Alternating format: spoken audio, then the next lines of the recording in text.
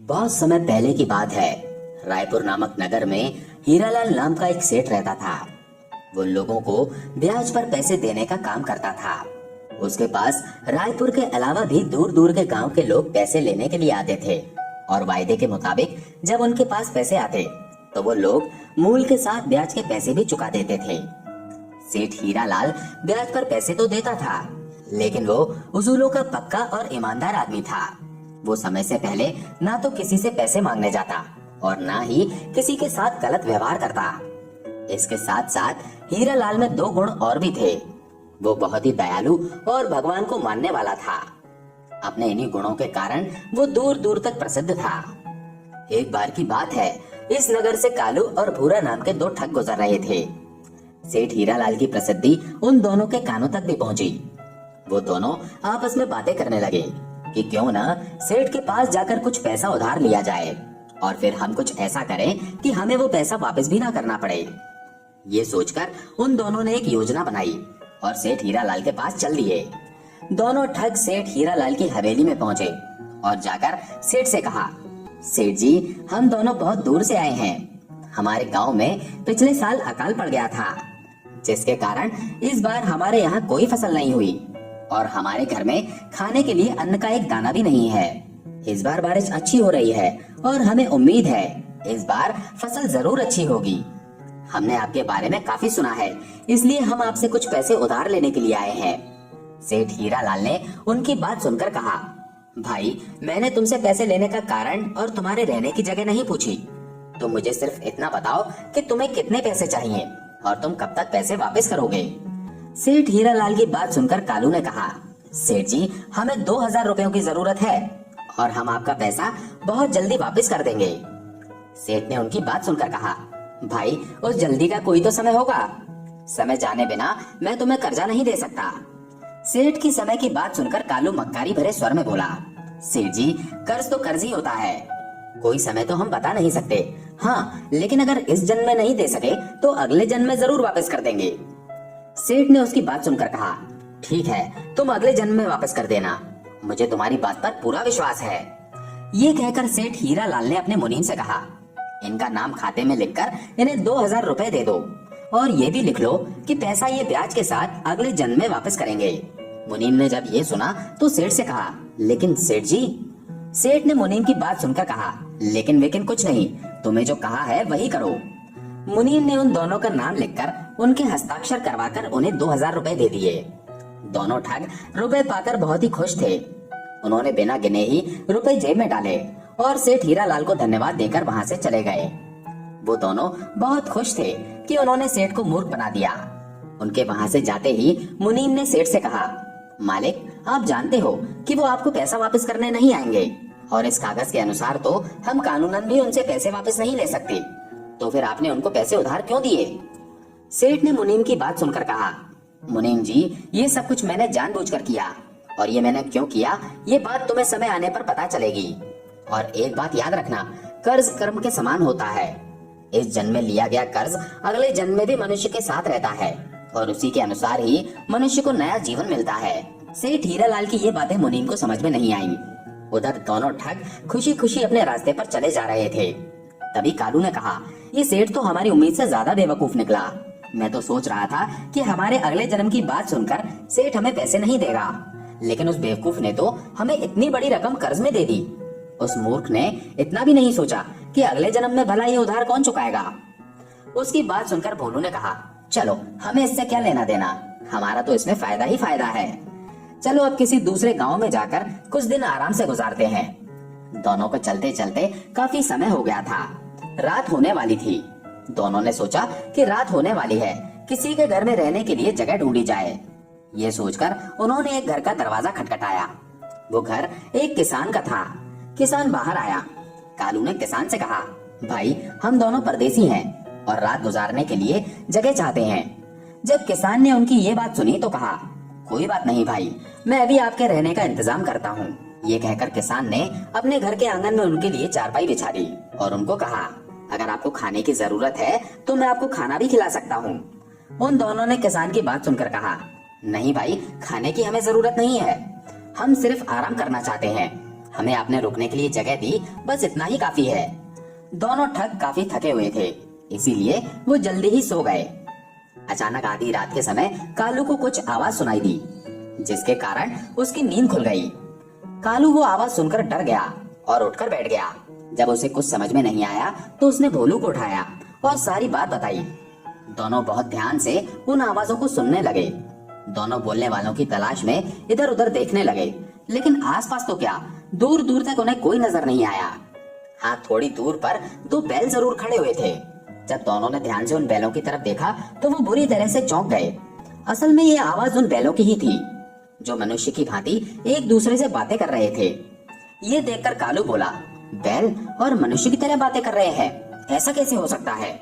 उसकी बात सुनकर भोलू ने कहा, भाई ये देखकर तो मैं भी परेशान हूँ, लेकिन ये बिल्कुल सच है कि दोनों बैल आपस में बातें कर रहे हैं। फिर कुछ सोचकर दोनों उन बैलों की बातें ध्यान से सुनने लगे। दोनों बैलों में से एक बैल ने कहा, मित्र, आज मेरी तुम्हारे साथ आखिरी रात है। पहले बैल की बात सुनकर दूसरा बैल बोला, मित्र, मैं भी तुम्हें यही कहने जा रहा था। अच्छा, पहले तुम बताओ कि तुम ऐसा क्यों कह रहे हो? उसकी बात सुनकर दूसरे बैल ने कहा, वो इसलिए, अपना जो मालिक है उससे मैंने पिछले जन्म में 200 रुपए कर्ज लिए थे, लेकिन मैं पिछले जन्म में उसके पैसे वापस नहीं कर पाया, इसीलिए महीनों से उसके पास उसकी बैलगाड़ी में जुत कर वो कर्जा चुका रहा था। कल मेरा कर्जा पूरा हो जाएगा और सुबह ही मेरी मृत्यु हो जाएगी। उसकी बात सुनकर दूसरा बैल बोला, मेरी भी यही कहानी है दोस्त, लेकिन तुम बहुत खुशकिस्मत हो जो तुम्हारा कर्ज खत्म हो गया और तुम्हें कल छुटकारा मिल जाएगा। लेकिन मेरे भाग्य में अभी और दुख झेलना लिखा है। कल एक आदमी आएगा जो मुझे किसान से छीन कर ले जाएगा और फिर अगले कई महीनों तक मुझे दुख सहने पड़ेंगे। उसकी बात सुनकर पहला बैल बोला, लेकिन वो दूसरा आदमी तुम्हें क्यों लेकर जाएगा? उसकी बात सुनकर दूसरे बैल ने कहा, यही मेरा भाग्य है, तभी तो हमारा मालिक उससे कर्जा लेकर अभी तक चुका नहीं पाया है। कल वो आदमी आकर अपने पैसे मांगेगा और किसान के ना देने पर वो मुझे डंडे मारता हुआ अपने साथ ले जाएगा। उसकी बात सुनकर पहला बैल बोला, तब तो काफी मुश्किल वाली बात है, मुझे तुम्हारे साथ पूरी हमदर्दी है। ये सुनकर दूसरा वाला बैल बोला, मुझसे हमदर्दी मत करो दोस्त, ये मेरे पिछले जन्म का कर्म है, इसीलिए मुझे इस जन्म में भोगना ही पड़ेगा। ये बात सुनकर पहला बैल बोला, ठीक कहते हो दोस्त, खैर छोड़ो हमारी बातों को, मुझे और तुम्हें तो अपने अपने कर्मों की सजा मिल गई है या फिर मिल जाएगी, लेकिन मुझे तो दुख उन दोनों आदमियों के लिए हो रहा है जो आज किसान के मेहमान बनकर आए हैं। उसकी बात सुनकर दूसरा बैल बोला, क्या मतलब है तुम्हारा?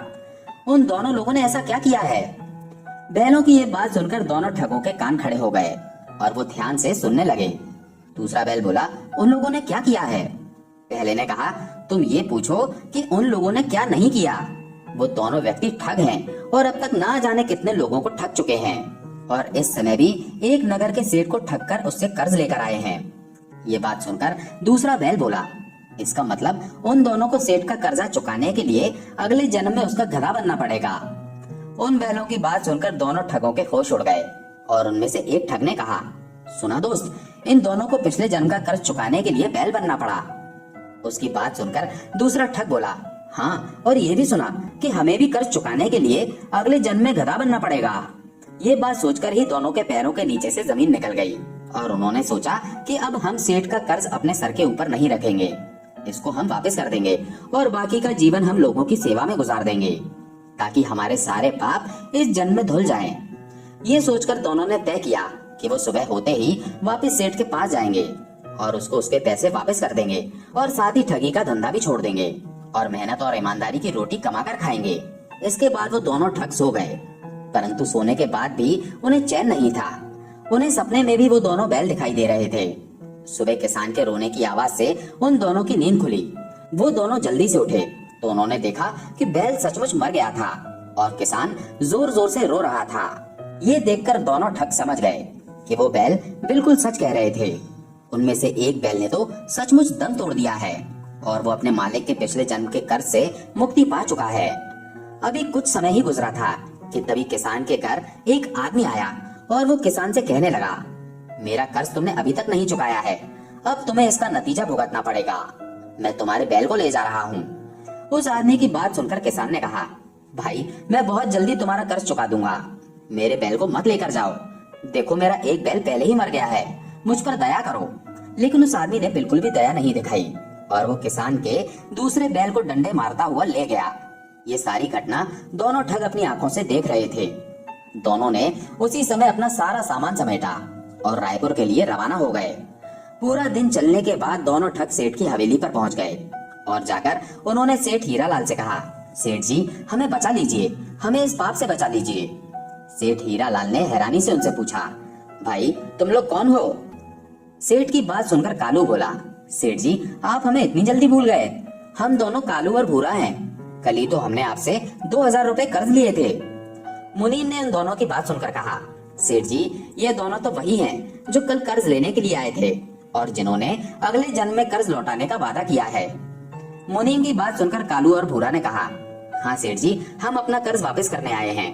ये लीजिए मूल के 2000 और ब्याज के 100 रुपए साथ में, और हमारा नाम अपने बही खाते से काट दीजिए। सेठ हीरालाल ने उनकी बात सुनकर कहा, भाई मैं कर्ज वापसी ऐसे नहीं लेता, मैं अपने उसूलों का पक्का आदमी हूँ। तुमने रकम लौटाने का जिस समय वादा किया था मैं उस समय ही ये कर्ज वापस लूंगा। तुमने अगले जन्म में कर्ज लौटाने की बात कही थी, इसलिए मैं अब अगले जन्म में ही लूंगा। सेठ की बात सुनकर कालू ने कहा, सेठ जी ये आप क्या कह रहे हैं? भला कोई अगले जन्म में भी कर्ज चुका सकता है क्या? कालू की बात सुनकर भूरा ने भी कहा, हाँ सेठ जी जब हम अभी आपका कर्ज लौटाना चाहते हैं तो फिर आप अगले जन्म की बात क्यों कर रहे हो?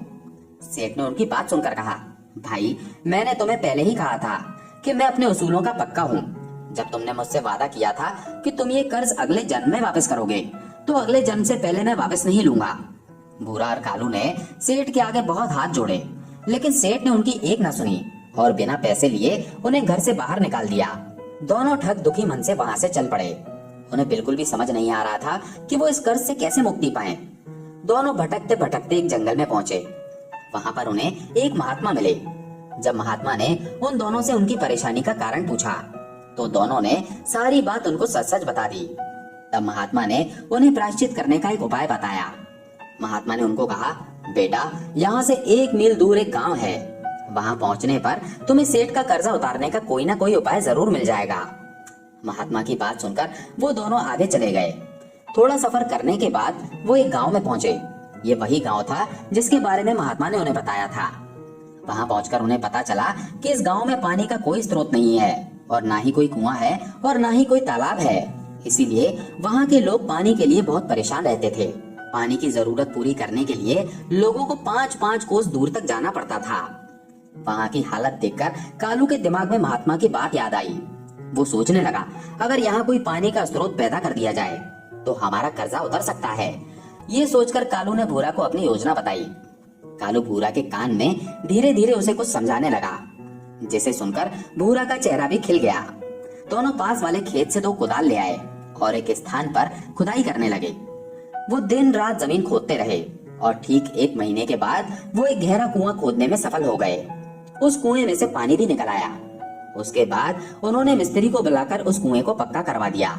ये सब करवाने में उनका 2000 रुपए का खर्चा हो गया। कुआं तैयार हो जाने पर कालू ने भूरा से कहा, अब डंडा लेकर कुएं की पहरेदारी करने के लिए खड़े हो जाओ, क्योंकि जैसे ही गांव वालों को पानी के बारे में पता चलेगा तो वो पानी लेने जरूर आएंगे। भूरा ने कालू की बात सुनकर कहा, चिंता मत करो दोस्त, पानी लेने के लिए अगर स्वयं भगवान भी आ जाए तो मैं उन्हें भी कुएं से पानी नहीं लेने दूंगा। और फिर वो दोनों डंडे हाथ में लेकर कुएं की चौकीदारी करने लगे।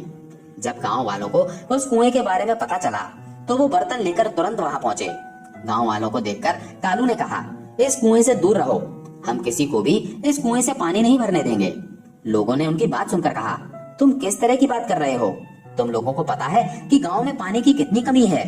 तुमने इस कुएं को बनाकर गांव वालों पर बहुत बड़ा उपकार किया है। कालू ने उनकी बात सुनकर कहा, वो सब तो ठीक है, लेकिन ये कुआं हमारा नहीं है, बल्कि रायपुर के सेठ हीरालाल जी का है। हम बिना उनकी इजाजत के किसी को कुएं से पानी भरने नहीं दे सकते। हाँ, अगर तुमको कुएं से पानी चाहिए तो पहले सेठ जी की इजाजत लेनी पड़ेगी। पूरे गांव वाले इकट्ठे होकर सेठ हीरालाल के पास पहुंचे और सेठ से प्रार्थना करने लगे, सेठ जी हम पर रहम कीजिए। सेठ हीरालाल ने जब उनकी बातें सुनी तो उनसे पूछा, भाई तुम किस तरह की बातें कर रहे हो? मैंने आपका क्या बिगाड़ा है?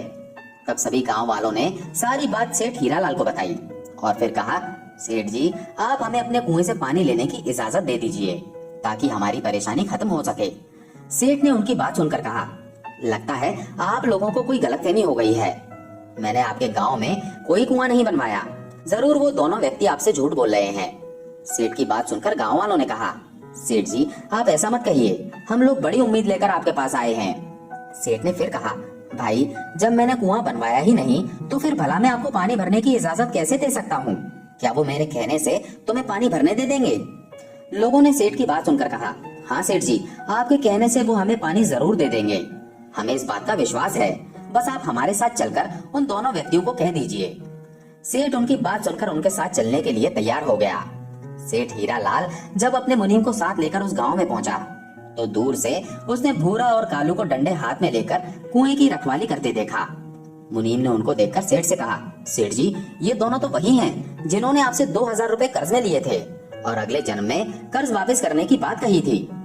मुनीम की बात सुनकर सेठ भी उनको पहचान गया और बोला, लेकिन इन कमबख्तों ने ये क्या चक्कर चलाया है? उनके पास पहुंचकर सेठ ने कहा, क्यों भाई, यहाँ तुमने क्या चक्कर चलाया है? इस कुएं को गांव वालों को तुम मेरा कुआं क्यों बता रहे हो? कालू ने सेठ की बात सुनकर कहा, हमने कोई चक्कर नहीं चलाया सेठ जी, ये कुआं आपका ही है, इसलिए हमने बिना आपकी आज्ञा के गांव वालों को पानी भरने से मना कर दिया था। यदि आप आज्ञा दोगे तो हम उन्हें पानी जरूर भरने देंगे, हमें कोई आपत्ति नहीं होगी। सेठ उनकी बात सुनकर हैरान हो गया और बोला, तुम ये क्या बकवास कर रहे हो? जब मैंने कोई कुआं बनवाया ही नहीं तो उसमें मेरी आज्ञा की क्या जरूरत है?